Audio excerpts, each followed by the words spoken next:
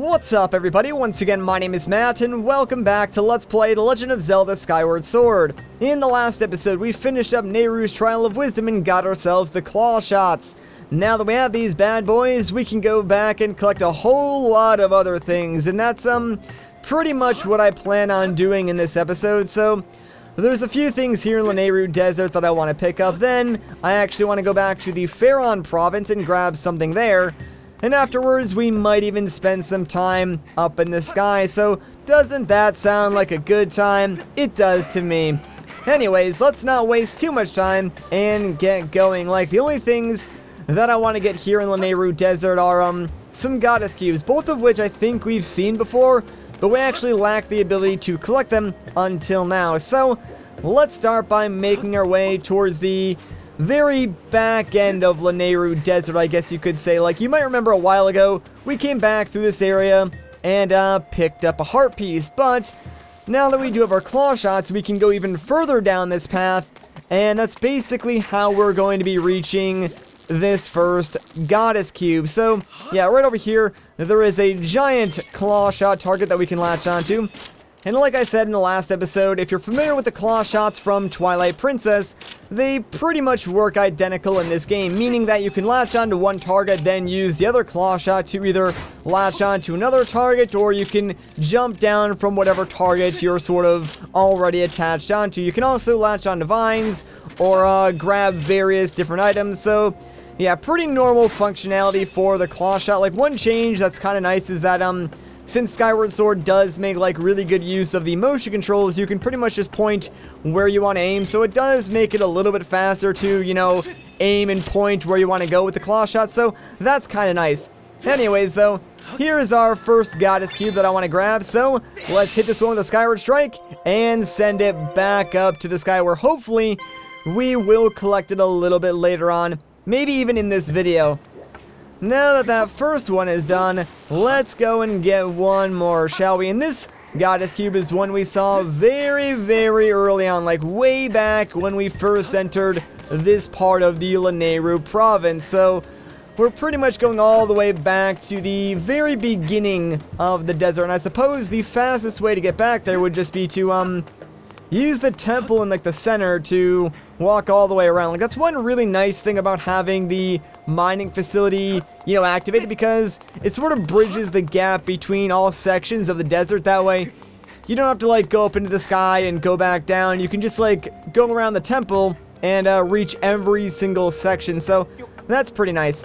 Anyways, if we jump down here, you'll notice that, yeah, there is a claw shot target to our right. So, if we latch onto this, we should be able to reach this goddess cube that's up on these higher platforms. So again, let's charge up a Skyward Strike and send this one back up where it belongs. So long, buddy. I'll see you later when you turn into a chest. Alright, so that's basically everything that I wanted to pick up here in the Nehru Desert region. So what do you say we make our way over to this save statue and go back to the sky? Not because I want to go and pick up those two goddess chests right now, although I could, but I do want to make my way over to the Faron province and pick one thing up there really quickly, and then we'll go back to the sky and see if we can do anything about all these goddess cubes that we just activated. In fact, I think there is another goddess cube that we can pick up in Skyloft now that we have the claw shots available to us, so that'll be pretty neat. Like I said, the game does make very good use of the claw shots. Like, you've probably noticed the targets or various other things that you could probably latch onto, like, while going through this game already. So the game does, like, expect you to notice those things and then sort of memorize their locations. That way you can go back later on once you get this item and revisit those areas. That way you can collect all the secrets that this game is sort of hiding. Anyways, so we're going to ignore everything else here in the sky and go directly to the Faron province, because there is one last goddess cube that I do want to pick up. I actually did get a comment in the last video telling me that I missed this goddess cube, but you can't actually pick this one up until after you get the claw shot. So this is the very first opportunity we have to actually get this cube, but I will oblige and go a little bit out of my way to pick this one up right now. So you may notice this one as we are landing on the surface if you pay attention, but we do want to make our way over to the waterfall. So try and pay very close attention to like the bottom right area of the screen, because yeah, you might have actually already missed it, but it's on screen for like 1 second, but you can very briefly see the goddess cube. So let's take out our claw shots and look up, because there are some vines that we can latch onto, and right up here is where we're gonna find an amber relic. Not really what I came up here for, but hey, I'll take it, why not?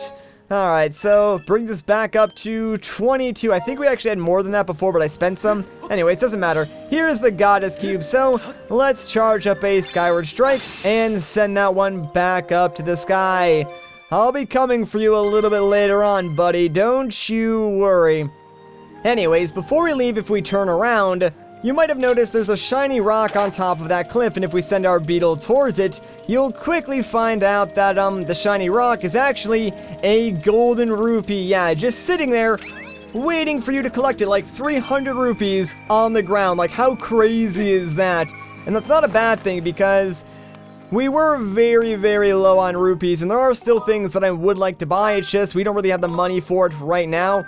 We will be getting a lot of rupees in this video by collecting all the goddess chests and doing various other things in the sky, but I don't think we'll get enough to buy anything that I currently want to purchase, unfortunately, so we may need to wait on that a little bit longer. Anyways, though, while we're here in the sky, let's go ahead and pick up all these goddess chests. So there's 3 on the map that we can currently reach, and then there's 1 in Skyloft that we can get now that we have our claw shots. So let's get to it and try and get these as quickly as we possibly can. So I'm going to try my best to make use of all these, like, warp rocks, if you want to call them that. I'm not really sure what the best, like, term to refer to these things are, but yeah, there's these warp rocks all over the place, so make use of those. That way you can travel around the map a little bit easier, and thankfully there's like 2 of them right over here at like the perfect distance, so that'll totally help us reach these first 2 goddess chests in no time at all. But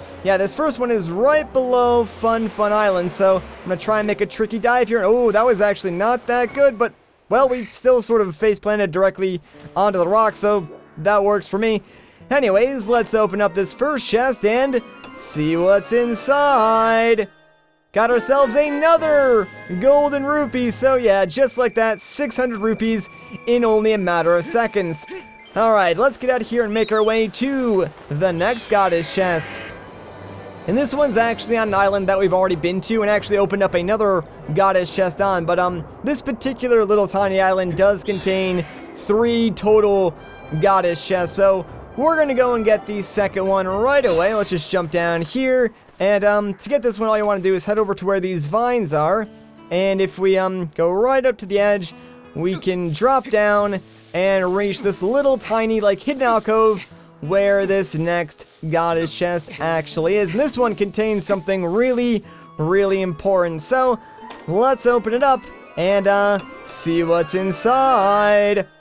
It's the second life medal. So there are only 2 life medals in the entire game, and obviously we're already wearing one of them, but when we put this on, we will gain another heart container. Sadly for us, we do not currently have the inventory space to hold it. I mean, I could go to like item check and, you know, put like an empty bottle or something else back in the item check, that way I can make room for this extra life medal. But I think for right now, since we don't really need it, I'll just leave the life medal back in the item check area, and we'll come back for it sometime later on once we like buy another adventure pouch from Beetle, which I think the next one, because he keeps raising the prices, costs 1,200 rupees, which we should get close to by the end of this video, but I still don't think we'll have quite enough to buy it, so it's kind of unfortunate. But yeah, we will need to hold off on using that life medal until a little bit later on, which kind of stinks because I do kind of want to use it. Like, it's a full heart container, for crying out loud, so it's very, very tempting to just like go and put something else in the item check to make room for it. Like, I suppose I do have the treasure medal equipped right now, which I guess I don't really need since I do have a lot of treasures on me currently, but I still want to collect more because I do want to eventually upgrade like all of my items, so having the treasure medal does seem pretty important, at least for right now. I don't know. What would you guys do in this situation? Like, I have a feeling a lot of you guys would probably choose the life medal over the treasure medal, but, I'm curious because, like, I could really go either way on this matter right now, and I'm leaning towards the treasure medal just because, one, I already have it equipped, and I'm lazy, so I don't really want to go back to item check, and two, I'm thinking, like, you know, big picture style stuff, whereas, I think the treasure medal might be more useful in the overall grand scheme of things, at least for right now. Anyways, though, here's where we want to jump off, and, hey, perfect, landed right in the water. So, yeah, for this one, you will need the water dragon scale as well, but, I suppose, like, if you've gotten to this point, like, I think we actually needed to use the claw shot to reach, the goddess cube that activated this chest, so, yeah, no matter what at this point, you probably should have the water dragon scale, and inside this chest is a heart medal. I believe this is our second heart medal, actually. All this does, if you're not familiar, is makes heart appear more often. So, like, if you're in battle or you're chopping down grass, you'll find, like, more hearts and stuff like that. Not really all of that useful unless, like, you really are struggling with keeping your hearts, like, completely full. So, not really an item that, I think we need. And obviously, since our pouch is full, that got sent off to the item check for us as well. I'm sure the item check lady is, super happy with all the gifts that we keep sending her, considering our pouch has been full for quite a while, and, we've collected, like, a few things that could have actually gone in our pouch that have basically gone directly off to item check for us. And it's been a while since we even looked at the item check, so who knows what's even in there right now. Like, I know I have not been keeping track of that whatsoever, so next time we go in there, I'm expecting to see, like, a whole lot of stuff that I, like, totally forgot about. Anyways, now that we got, like, all the goddess chests outside of Skyloft, let's make our way to Skyloft and, get the one remaining goddess chest there, and also a couple of other things. Like, believe it or not, there are, I believe, 3 more gratitude crystals that we can get here in Skyloft. So, of course, to do that, we need to make it nighttime, since obviously gratitude crystals will only appear at night. So let's head right inside the academy and find a bed to take a quick nap in, and then we'll collect those gratitude crystals and pick up the last goddess chest, which I'm pretty sure we can all do in the middle of night. Well, there's actually one gratitude crystal that we will need to make it daytime again to go and get, and then make it nighttime afterwards, since, like I said, they only appear at nighttime. It's kind of like a special case. You'll see what I mean when we go and do it, because the crystal is actually in a part of Skyloft that you can't normally reach unless another character brings you there, and that's really all I'm going to say on the matter as for right now. My point is, we will probably be sleeping a lot in this video. Alright, so now that it's nighttime, what do you say we continue to explore the academy? Now, we've basically seen everything on the ground floor, like, it's just where all the boys' dormitory rooms are, nothing too special, but we've never really explored the top floor, and this is where all the girls' rooms are, both like Zelda and Karen's room. Now, clearly, we can't just go barging into the rooms in, like, the middle of the night. That's a little weird, and I'm sure that it would violate some, like, school code or something like that. So, we need to be a little bit sneaky if we want to go about getting inside in the middle of the night. Thankfully, there just so happens to be another way inside the academy if we travel up to the roof, like we did, you know, back when we got the headmaster's weird cat thing. So, if we head over here to, like, the chimney of the academy, we can take out our claw shots, and, yep, there's a target that we can latch onto, and this will allow us to go inside the academy via sort of a hidden attic entrance, if you will. And actually, if we look down, like, through this grate, we can sort of see the headmaster, taking a bath, which is kind of weird, but, figured I would show it off because it is a neat little Easter egg. Anyways, that's not why we came here. Like, I did not come up here to watch the headmaster bathe because that's a little bit weird, if I'm being totally honest. Instead, let's just crawl through here and check it out. We're now in one of the girls' room. More importantly, though, we can get ourselves one gratitude crystal. So, you might be wondering, whose room is this? Well, I'll show you. This is in fact Zelda's room. You can see that she has sort of like a statue of her bird, a portrait of her and her father, and on her desk over here is actually a sort of plush like model of Tingle. So yeah, Tingle does make an appearance in this game by way of like a weird plush doll that Zelda has for some odd reason. Who actually knows? Anyways, now that we got that crystal, let's get out of here. I don't really want to spend too much time in there because people might start to think I'm a little bit weird. So yeah, that's basically everything that I did want to take care of inside the academy, but we still have more crystals to collect. And the next one is on top of the waterfall, like that floating island where the waterfall is actually originating from. Now, you might expect that you can probably just, fly over it and drop down on top of that area via your loft wing, but I don't think you can. Like, I think if you try to, the game will actually put you, like, right in front of the entrance to the cave system and not on top of the waterfall. So I think the game honestly wants you to wait until after you get the claw shot to get up there, unless I'm, like, remembering things incorrectly. I'm not entirely sure. Like, someone in the comments, I'm sure, will let me know, but I don't believe you can dive down off of your loft wing and get on top of the waterfall area. I'm pretty sure the only way up there is by way of your claw shot. So let's keep latching onto these vines and going all the way to the top, because there's a few things worth noting that are up here. First and foremost, there is the second gratitude crystal. Now we want to be careful because, yeah, this one's located right on the edge of the waterfall. The water doesn't push you, so just approach it very carefully, and you should be able to pick it up no problemo. So, there's only one more, and that is the special crystal that I was talking about before. Now, obviously, yeah, there is a goddess chest back here, but that's not the one I came up here to collect. Obviously, that one's not even activated, but if we go back over here towards this ledge, you can see there is another island over there, and that one contains the goddess chest that we can open up. So let's dive down, try and land right in the center here, and now we can open up this chest and see what's inside. So, got ourselves another golden rupee. Not bad.